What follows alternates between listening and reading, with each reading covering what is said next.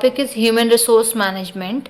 So the meaning of human resource management is to the management of manpower in an organization is known as human resource management. तो अब क्या है यहाँ पे human resource management को with the help of these points explain करने की मैंने कोशिश की है.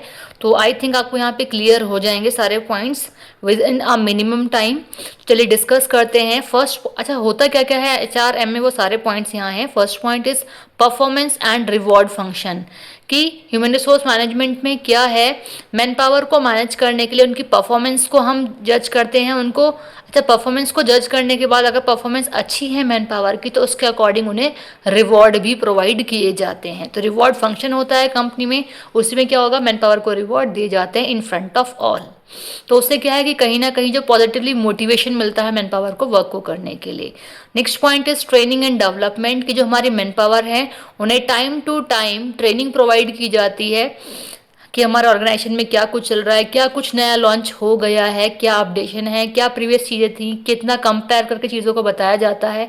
ठीक है, उसके अलावा क्या है, डेवलपमेंट के लिए ही ट्रेनिंग प्रोवाइड की जाती है जिससे कि हमारी मैन पावर की स्किल्स में डेवलपमेंट हो सके. कहीं ना कहीं प्रोग्रेसिव चेंजेस के लिए डेवलपमेंट कंपनी में होता है मैन पावर के लिए. Next point is personal. ठीक है, इट्स क्या है, ये है personal, not a personal.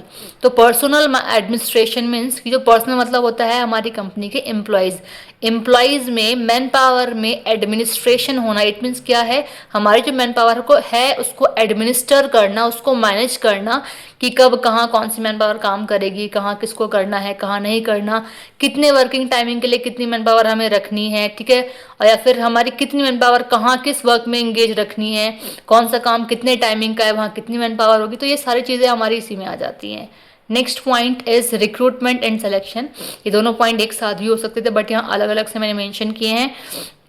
Recruitment means जब कोई भी कंपनी वैकेंसीज निकालती है तो वैकेंसीज निकालने से till the process of interviewing in an organisation, वो हमारा क्या है, रिक्रूटमेंट. तो वैकेंसीज निकालने से कंपनी में इंटरव्यूज हेल्ड होने तक का जो पूरा प्रोसेस होगा वो हमारा रिक्रूटमेंट होता है. ठीक है, next point is selection. Selection is the after process of recruitment.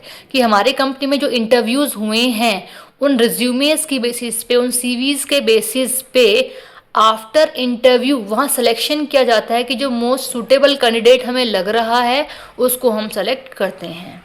ठीक है, next point is HR planning. कि जो हमारी कंपनी की HR होती है वो प्लान करती है regarding the manpower of the organisation.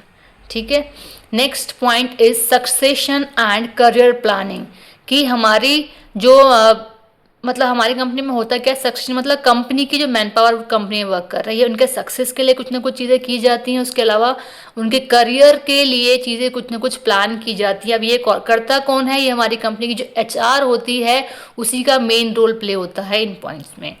Next point is talent management. कि हमारी जो मैन पावर कंपनी में काम कर रही हैं उनमें जो भी टैलेंट्स हैं उन टैलेंट्स को हमें कब कहाँ किस तरीके से कहाँ कहाँ मैनेज करना है वो भी डिपेंड करेगा हमारी सीनियर अथॉरिटीज़ का. And the most important person is the HR of the company. उसका काम है कि एक